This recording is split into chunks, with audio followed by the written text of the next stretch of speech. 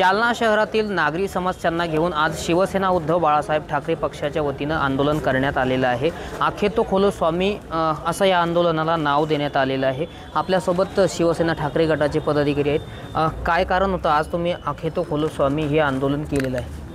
कारण की जालना शहरामध्ये अनेक प्रश्न असे निर्माण झाले प्रशासनाच्या दुर्लक्षामुळं की जे लोकांच्या जीवन मरणाशी निगडीत असे प्रश्न निर्माण व्हायला लागलेत की मोकाट कुत्र्यांमुळं या शहरामध्ये खूप गंभीर असा विषय आहे हा।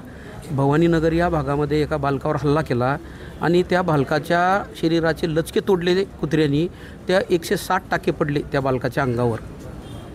गरीब घरातला अत्यंत मजुरी करणाऱ्यांचा तो मुलगा, त्याला 1.5-2 लाख रुपये खर्च आले, प्रशासनाने त्यांना 1 रुपयाची सुद्धा मदत केली नाही।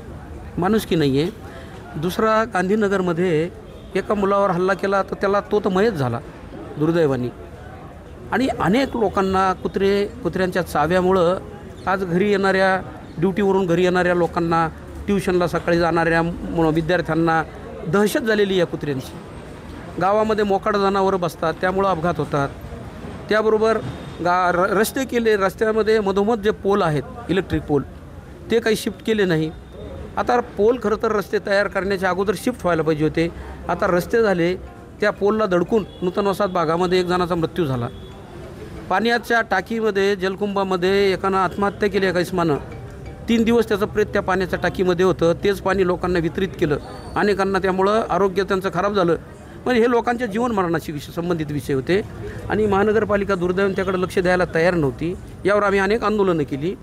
त्याचबरोबर शहराचं वैभव असणारे मास्टर कृष्णराव फुलंब्रीकर नाट्यगृह असेल, महात्मा ज्योतिबा फुले व्यापारी संकुल असेल, छत्रपती संभाजी महाराज उद्यान असेल, स्वातंत्र्यवीर जलतरण तलाव जो आहे स्वातंत्र्यवीर सावरकर जलतरण तलाव असेल, या सर्व जालनाच्या वैभवाच्या ठिकाणांकडे जर बघितलं आपण, नाट्यगृह अनेक वर्ष बंद, महात्मा फुले मार्केट पाडून ठेवलं आहे। गेली अनेक वर्ष शहराच्या मधोमध असणारं शहराचं वैभव असलेलं व्यापारी संकुल अनेक वर्ष झाले पडलेलं आहे। बरं, यापूर्वी अनेक आंदोलनं तुम्ही केलेली आहे, मात्र आंदोलनाकडे दुर्लक्ष झाल्याचं चित्र जे आहे ते पाहायला मिळते। अजूनसुद्धा नागरी समस्याचे जे प्रश्न आहे ते सुटलेले नाही। प्रामुख्यानं यात जबाबदार कोण आहे नागरी समस्या? अर्थात आता हे बघा, इथं तर काही लोकप्रतिनिधींची ही बॉडी नाही। आता इथं प्रशासन आहे, प्रशासकीय राजवट आहे आणि म्हणून आम्ही तर प्रशासनालाच दोषी धरतो या सगळ्या गोष्टींसाठी। पण सत्ताधाऱ्यांचं सुद्धा काम आहे, ज्यांच्या हातामध्ये सत्ता आहे, शेवटी प्रशासन कोणाच्या म्हणण्यावर चालतं, त्यांनीसुद्धा या सगळ्या प्रश्नांकडे लक्ष देणं अत्यंत गरजेचं आहे। आणि आज आम्ही ह्या सर्व विषयांची चित्रफीत तयार करून आयुक्तांच्या दालनात आयुक्तांना दाखवली आणि त्यांना सांगितले की आखे तो खोलो स्वामी, स्वामी म्हणजे मालक, तुम्ही मालकाच्या भूमिकेमध्ये गेलेले आहेत या शहरामध्ये, डोळे उघडा आणि बघा नीट शहरामध्ये काय प्रश्न झाले ते सगळे, आणि ते सर्व दाखवलं आम्ही त्यांना। चित्रफीत दाखवलेली आहे, आता डोळे उघडतील का प्रशासनाचे? तुम्हाला सांगतो, प्रशासनाचे आता आम्ही याच्या अगोदर 4-5 वेळेस आंदोलन केले पण प्रशासनाचं काही लक्ष दिलं नाही। पण तुम्हाला सांगतो एवढं, मी प्रभाग क्रमांक 1चा नगरसेवक आहे। माझ्या बाजूच्या गल्लीमध्ये 8 दिवसापूर्वीची गोष्ट आहे, बाजूच्या गल्लीमध्ये एक कुत्रं मेलं, यांना फोन केले, हे कोणीच नाही आले। 10-15 वेळेस फोन केले तर आले नाही। मी स्वतः नगरसेवक, मी स्वतः उचललं आणि त्या कुत्रं नेऊन टाकलं। म्हणजे अशी परिस्थिती आज इथं कामगार आहे, इतके कामगार आहे, कमीत कमी 500 असेल तर 200-250 लोक तर नुसते फुकटात पगार घेतात, काम करत नाही। कोणत्या पूर्ण शहरात घाणीचं साम्राज्य निर्माण झाले आणि कशाला मेळ राहिलेलं नाही। याच्याकरता आखे तो खोलो स्वामी हे आमचे जिल्हा प्रमुखांनी जी टॅगलाईन जी आज केली ही खरंच, आता याच्यानंतर एवढं जर आता देऊन जर नाही केलं तर याच्यानंतर आम्ही शिवसेने स्टाईलनं आणि व्यवस्थित उत्तर देऊ। बरं, काय इशारा असणार आहे आता शेवटचा? हा शेवटच्या सत्ताधारी पार्टीनेच ह्या कमिशनरवरती दबाव टाकून आमचे जे शिवसेनाचे आंबेडकर साहेब काम करावं नाही, चांगले काम करते ते होऊन देते हे गावाचे कामं। पण आमचा जिल्हा प्रमुख साहेब वारंवार आहे, जिथं मोर्चे आम्ही घेऊन येतो, वारंवार विनंती करतो की जालना शहराचे विकासाचे कामं करा। विकासाचे कामं होत नाही, लाईट अर्ध साम्राज्य अंधारात पडलेलं आहे, पाण्याची समस्या, रस्त्याची समस्या, जनावरं एकदम रोडवरती येते, कोणी लेकरं मारायला लागले, ताळमोती तळावामध्ये तिथं लोक मारायला लागले। आमचे जिल्हा प्रमुख आंबेडकर साहेब वारंवार इथं आम्ही तक्रार करतो, मोर्चे घेऊन येतो, यांना जागच येत नाही। आता काय करा, शेवटचं आखे तो खोलो स्वामी आंबेडकर साहेबांनी हे आता काढलं शेवटचं, याच्यानंतर आम्ही उग्र आंदोलन करू आंबेडकर साहेबांच्या नेतृत्वाखाली आम्ही सगळे।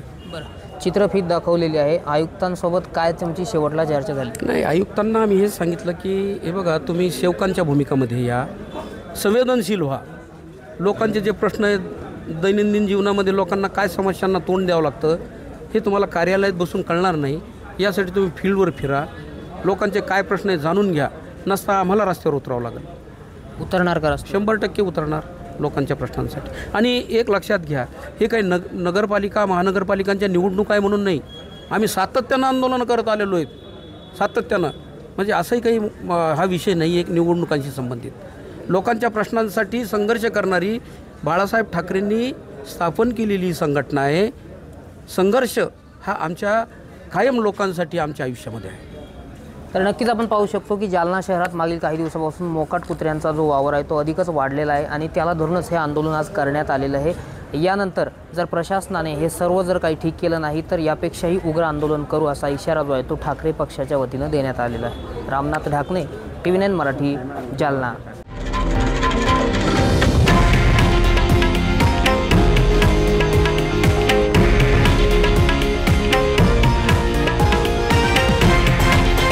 हे आहे देशातील नंबर 1 न्यूज नेटवर्क आणि आपण पाहत आहात TV9 मराठी, एकमेव.